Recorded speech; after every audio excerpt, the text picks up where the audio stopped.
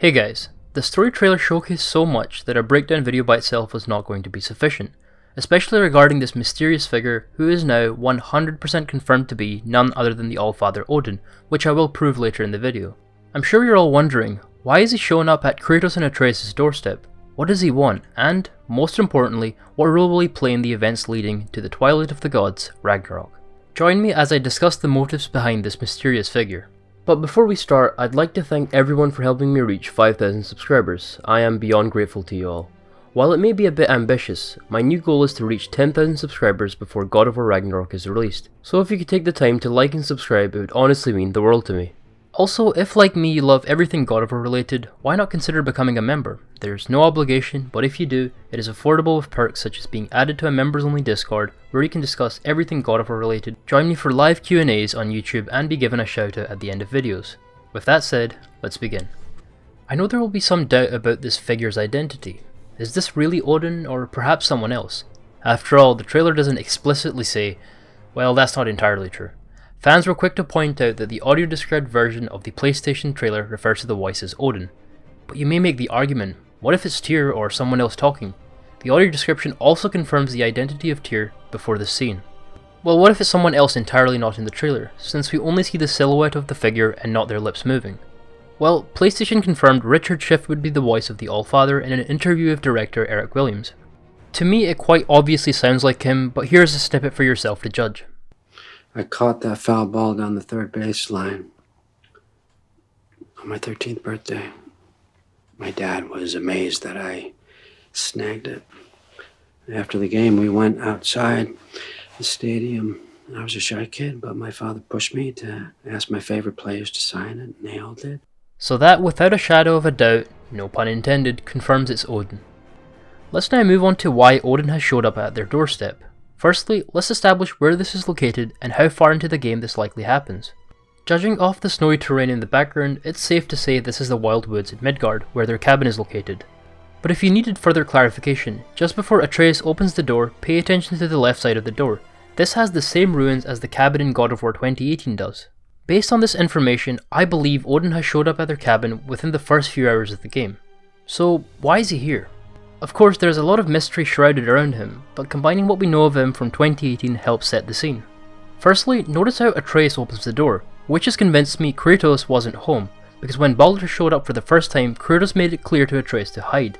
Even though Atreus has grown a lot, both physically and mentally, he'd still be cautious to ensure his child is protected. I'm convinced Odin's visit was calculated. Being the Allfather and supposed all-knowing, he must have been able to see when Atreus would be alone, and arguably most vulnerable. I believe Odin has a plot plan to manipulate Atreus for his survival during Ragnarok. In my Why Thor is an Important Character video, I stated Thor is the main antagonist. Let me rephrase that by saying Thor is the main physical threat, but it is Odin who is stirring the pot, carefully placing the pieces, the mind behind the master plan. So, how does Atreus play into this? Well, Odin has been in the pursuit of preventing or at least surviving Ragnarok. He's fueled by his lust for wisdom to spread his reach arguably even beyond the 9 realms, both of which Atreus could aid him with. Being part Jotnar and now having visited Jotunheim, he could help fulfill Odin's dream to enter the realm of the giants. Not only that, Odin could manipulate Atreus to control Ragnarok itself. Let me explain. In Norse mythology, when Odin noticed the sun and moon were becoming disorderly, he set out to find a solution to keep them orbiting. Odin, with the help of Loki, sends the wolves Skoll and Hati to chase the sun and moon, in exchange for allowing the wolves to devour their target. It is Sol and Mani, respectively, that manage the sun and moon's trajectory via their carriage. Out of fear the wolves would catch up to them, Sol and Mani began riding their carriage tirelessly and without stopping. Earlier I said disorderly. All this means is that Sol and Mani were stopping, therefore the sun and moon would not move, affecting the natural day and night cycle. In the trailer we can view this phenomenon as an eclipse formed from their inactivity. Now in God of War, things get a bit confusing. The wolves Skoll and Hati are already chasing the sun and moon as put forth by Odin, but of course Atreus' children have not yet been born, so how can this make sense? Time travel, that's how. This isn't unheard of, as Jormungandr himself is confirmed to be from another timeline. My theory is that when Jormungandr arrived from another Ragnarok timeline, the other children of Loki arrived alongside. This is a theory already spoken of in the God of War community, however I'd like to add to it with the information provided in the trailer. I believe it wasn't Skoll and Hati that arrived from the future, but rather their father Fenrir. Why? Because Mimir mentions Odin locked the wolves up when they were only pups. If they arrived from another timeline during Ragnarok, they would be adults. Rather, a more logical explanation is that Fenrir arrived and created them in our timeline. But isn't it mentioned Fenrir had a partner who would presumably give birth to the brothers? According to the Prose Edda, Fenrir mated with an ogress who bore children with the likeness of wolves. However, the Skull and Hati shrine does not depict her, neither is there any mention of her in the game, which leads me to believe, perhaps, that Fenrir created them through magic. Then Odin took the brothers when they were only pups and put them in a kennel in Asgard, which would align with what is mentioned in this clip. You're familiar with the tale of Skoll and Hati, bringers of day and night? Oh yeah, the wolf giants. Aye. They were born of the arch-wolf Xevnir, a great nemesis of the Aesir gods. Odin captured them as pups and kept them in the kennels of Asgard to hold his foe at bay. But when the sun and moon grew mutinous and stood still, Odin put Skoll and Hati to use. With his ancient magics, he cast the wolves to the heavens, and they began their chase. And long shall they chase, but not endlessly. For it is foretold that someday Skoll and Hati will catch and devour their prey. And that day shall be Ragnarok, the twilight of the gods. But Ragnarok is supposed to be Odin's doom, isn't it? Why would he set the wolves loose if it fulfills the prophecy? Precisely the question, lad. It's always about control. The wolves determine when Ragnarok begins, and now he controls the wolves. A battle fought on his timetable is a battle he better stands to win. So what motivation would he have to do this? Firstly, to cause pain to his destined nemesis Fenrir, but more importantly as they would aid him in his plan to survive Ragnarok. And here's where Atreus comes in. I believe Odin can't command the wolves as needed. Mimir mentions that casting the wolves in the sky ironically would help him control his fate, come Ragnarok. In my breakdown video, I predicted Odin gave Atreus the balls with the names Skoll and Hati on them for an exploitative purpose. Being Jotnar himself, and importantly the grandfather of the wolves, I believe Atreus can fully command the wolves, unlike Odin. Therefore, my theory is that Odin will use Atreus as a vessel and guide him to control the wolves in a way necessary to tip the odds come Ragnarok. But why not just lock up the wolves entirely? No wolves chasing the sun and moon, no Ragnarok prophecy fulfilled, right? Well, it turns out there are implications of a disorderly sun and moon.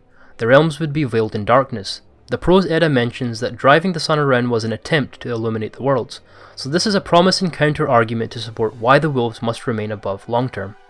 So this is all Odin's plan potentially entails? It's a large part, however we haven't mentioned how Kratos ties into this. To understand how his involvement makes sense in Odin's plan, we have to go back to when Kratos arrived in Midgard.